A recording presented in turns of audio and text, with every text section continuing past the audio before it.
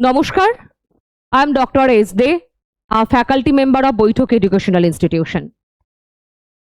আজকে যে মূলত বিষয়টি নিয়ে কথা বলবো সেটা আপনারা প্রত্যেকে জানেন যে শীর্ষ আদালতের নির্দেশ বা রায় সকল ইন সার্ভিস শিক্ষকদের টেট কোয়ালিফাই করতে হবে। 2011 সালের আগে যে সমস্ত শিক্ষকরা চাকরি পেয়েছেন তাদের সকলকে টেট পাশ করতে হবে, এমনটাই নির্দেশ সুপ্রিম কোর্টের।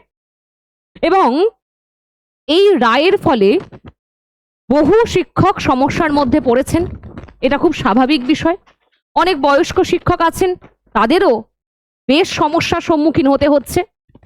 এবং এখান থেকে আপনারা প্রশ্ন করছিলেন যে আসলে এখন চারিদিকে যে আন্দোলন চলছে তার দ্বারা কি কোনোভাবে টেট পাস না করে অন্য কোনো পন্থা আসতে পারে, বা এই যে সমস্যা এখন তৈরি হয়েছে এর কি কোনো পরিবর্তন হতে পারে শিক্ষকদের সকলের আন্দোলনের কারণে?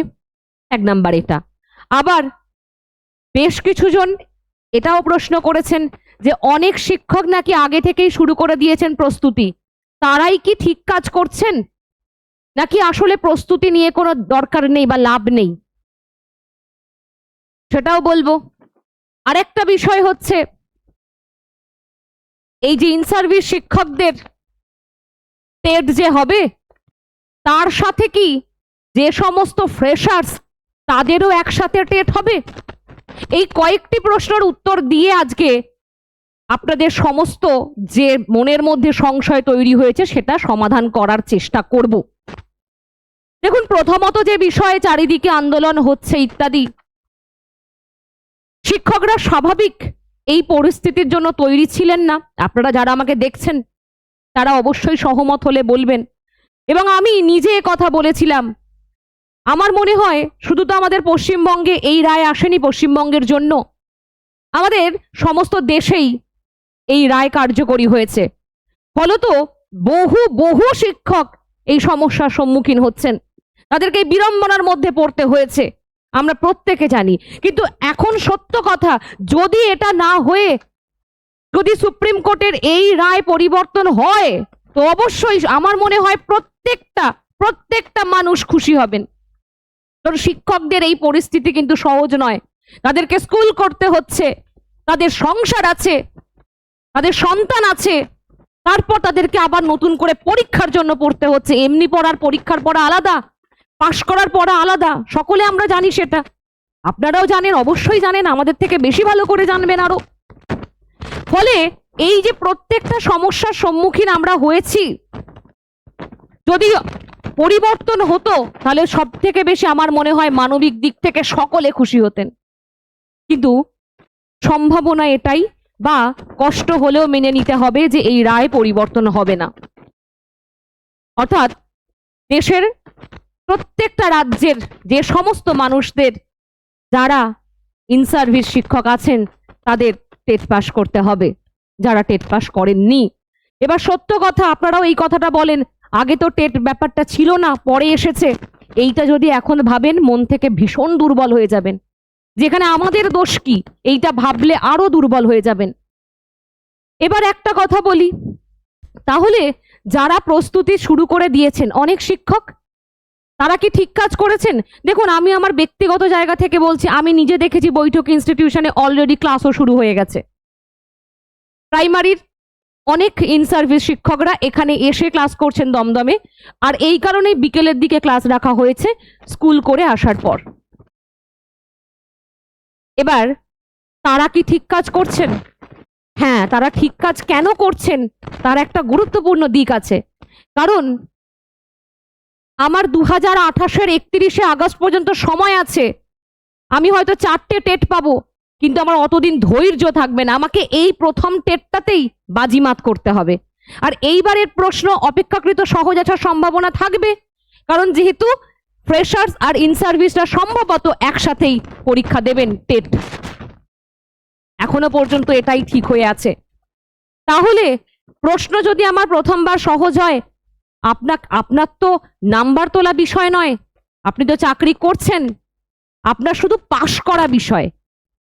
ফলে 150 নাম্বারের টেট পরীক্ষার মধ্যে আপনি যদি 110 বা 20 টার্গেট করে রাখেন, আপনি ইজিলি 90 পেয়ে যাবেন, কোনো সমস্যা হবে না। তাহলে যারা আগে থেকে শুরু করে দিয়েছেন অবশ্যই ভালো, কিন্তু আমি বলবো যারা আমাকে দেখছেন এখন, যারা আমাকে এখন দেখছেন বা শুনছেন, আমি তাদেরকে বলবো, সেই সমস্ত শিক্ষককে বলবো, আপনারা আগে মেন্টালি প্রস্তুতি নিন, আগে মনের দিক থেকে এবং মেন্টালি তৈরি হন, তারপরে ফিল্ডে নেমে প্রস্তুতি পর্ব শুরু করবেন। কারণ যদি মাথার মধ্যে এটা রয়ে যায়, যদি কিছু পরিবর্তন হয় বা কিছু হতে পারে, তাহলে আপনি সেই রকম ভাবে কনসেন্ট্রেট করতে পারবেন না, এটা খুব সত্য কথা। আর আবারও বলছি, যদি নিজে বারবার এটাকে মনে করেন যে আমার কি দোষ ছিল, তাহলে কিন্তু খুব হতাশায় চলে যাবেন।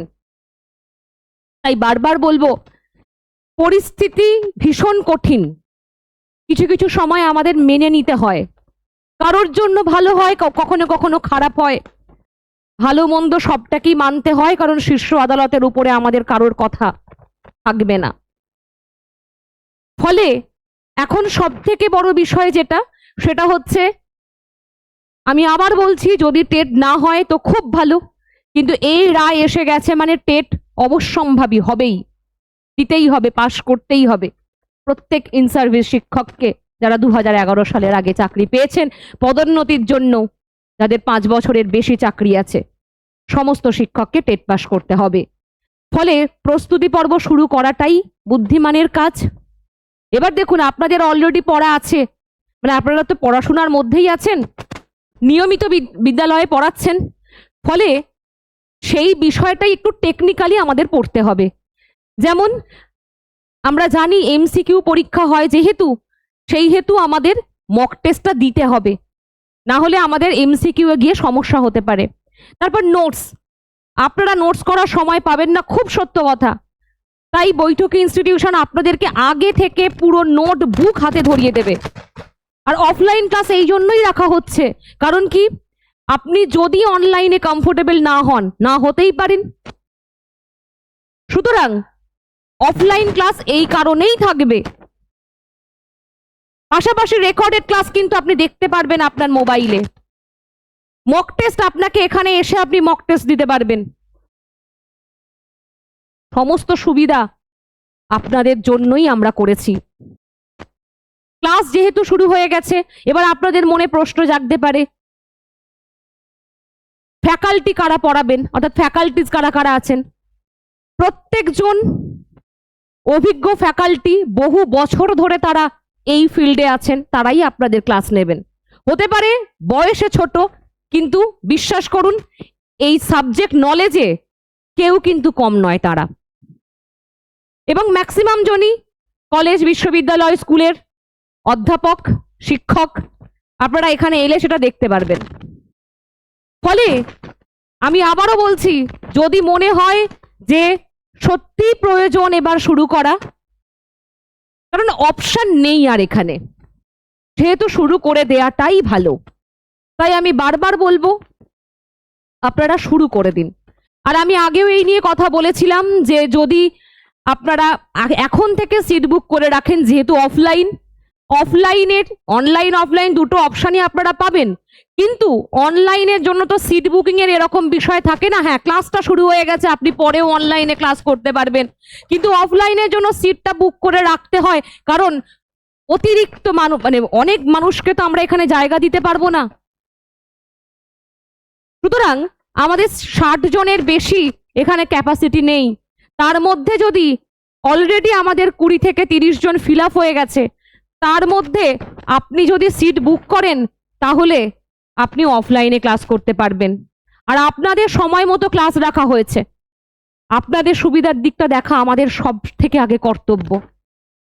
তাহলে এটাই বলছিলাম যে আপনাকে 90 পেতে হবে, আপনাকে 82 পেতে হবে, ইউআরদের 90 এবং এসসি এসটি ওবিসিদের 82, 82। তাহলে আপনাকে তো টেটের নাম্বার তুলতে হচ্ছে না, ফলে আপনার জন্য কিছুটা হলেও সহজ জায়গাটা অন্য ফ্রেশার্সদের থেকে। এবং আপনাকে কোন কোন জিনিসগুলো বাদ দিয়ে দেবেন দরকার নেই, সিলেক্টেড গুলো পড়বেন, কারণ আপনি শুধু পাস করবেন, সেটার দায়িত্ব কিন্তু আমাদের। তাই যদি আপনাদের আরো কিছু বক্তব্য থেকে থাকে, এই প্রশ্নগুলো আমি পেয়েছি ব্যক্তিগতভাবে, আমি আপনাদেরকে জানালাম। যদি আর কিছু আপনাদের বক্তব্য থাকে আমাকে কমেন্ট করে জানাতে পারেন, অথবা নিচে যে নাম্বারটা যাচ্ছে সেই নাম্বারে আপনারা ফোন করতে পারেন। বৈঠকের টিম সব সময় সব ক্ষেত্রে আপনাদের পাশে আছে, ছিল এবং থাকবে। ধন্যবাদ।